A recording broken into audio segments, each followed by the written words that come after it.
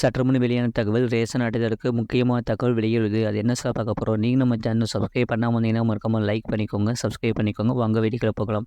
தமிழகத்தில் புதிய ration card வழங்கும் பணிகள் கடந்த ஓராண்டாக நிறுத்தி வைக்கப்பட்டிருந்த நிலையில் தற்போது மீண்டும் புதிய கார்டுகள் வழங்கும் பணிகள் தொடங்கியுள்ளது. இதற்கான 2,00,000 பயனாளிகளுக்கு வீடு தேடி ரேஷன் கார்டுகள் செல்கின்றன. இந்தியாவில் ரேஷன் விநியோகம் திட்டம் பல ஆண்டுகளாக நடந்து வருகிறது. ரேஷன் கடைகள் மூலம் மக்களுக்கு மலிவு விலையில் ரேஷன் பொருட்களை வழங்கி வருகிறது. இதன் மூலம் அரிசி, சர்க்கரை, பாமாயில் உள்ளிட்ட பொருட்களை அரசு கொடுத்து வருகிறது. தமிழகத்தில் மொத்தம் 2.24 கோடி ரேஷன் கார்டுகள் உள்ளன. இவர்களுக்கு மானிய விலையிலும் விலையில்லாமலும் அத்தியாவசிய பொருட்கள் வழங்கப்படுகின்றன. ரேஷன் கார்டுகள் ஒரு அடையாள அட்டையாகவும் பயன்படுத்தப்படுகின்றன. இந்த ரேஷன் கார்டுகளுக்கு நிறைய சலுகைகளை மத்திய மாநில அரசுகள் வழங்கப்படுகின்றன. கடந்த காலங்களில் முதல்வராக இருந்த கருணாநிதி, ஜெயலலிதா ஆகியோர் நிறைய விலையில்லா பொருட்களை கொடுத்துள்ளனர். அதுபோல் திருமண உதவி திட்டம், கர்ப்பிணிக்கான உதவித்தொகை ரூபாய் 12,000 உள்ளிட்டவை வழங்கப்படுகின்றன. அதுபோல் பொங்கல் தொகுப்பு பொருட்கள், வெள்ள நிவாரணம், கொரோனா உதவித்தொகை உள்ளிட்டவையும் இந்த ரேஷன் கார்டுகளை வைத்து வழங்கப்படுகின்றன. ஏற்கனவே புத்தகம் போல் இந்த ரேஷன் கார்டுகளில் பக்கங்கள் தீர்ந்து விட்டால் அதில் இணைப்புகள் ஒட்டப்பட்டு பயன்படுத்தப்பட்டு வந்தன. பலரது கார்டுகள் கந்தகோலமாக இருந்தன. இவை கடந்த 2017ஆம் ஆண்டு முதல் ஸ்மார்ட் அட்டையாக மாற்றப்பட்டு மொபைல் எண்ணுடன் ரேஷன் கார்டு இணைக்கப்பட்டது.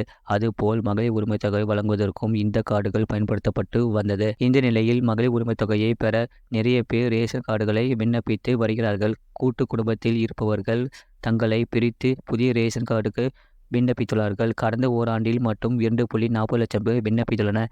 இவர்களுக்கு பல மாதங்களாக கார்டுகள் வழங்கப்படாத நிலையில் கடந்த மார்ச் மாதம்தான் ஸ்மார்ட் கார்டு ஒப்புதல் ஆகிவிட்டது என குறுஞ்செய்தி சிலருக்கு வந்தது. இந்த நிலையில் லோக்சபா தேர்தல் காரணமாக அவர்களுக்கு கார்டுகள் வழங்க முடியாத நிலை ஏற்பட்டது. இந்த நிலையில் ரேஷன் கார்டு கேட்டு விண்ணப்பம் செய்தவர்களின் மனுக்களை மீது நடவடிக்கை எடுக்க அரசு உத்தரவிட்டுள்ளது. இதனால் அனைத்து மாவட்டங்களிலும் ரேஷன் கார்டு கேட்டு விண்ணப்பித்த 2.24 லட்சம் பேருக்கும் புதிய கார்டுகள் வழங்கப்படுகின்றன. அதுபோல் ஜூன் மாதம் முதல் ஸ்மார்ட் கார்டு தொலைந்தவர்கள் மற்றும் திருத்தம் செய்தவர்களுக்கும் புதிய ஸ்மார்ட் கார்டு தடையின்றி வழங்கப்படும் என சொல்லப்பட்டது. தற்போது மேலும் 1 லட்சம் பேர் விண்ணப்பித்துள்ளனர். இதில் 2 லட்சம் பேருக்கும் ரேஷன் கார்டுகள் தயாராகிவிட்டதால் இந்த மாதம் முதல் புதிய ரேஷன் கார்டுகள் வழங்கும் பணிகள் தொடங்கி இருப்பதாக தமிழக அரசு தெரிவித்துள்ளது. இவர்களுக்கு விரைவில் ரேஷன் கார்டு வீடு தேடி விநியோகம் செய்யப்படும் என சொல்லப்படுகிறது.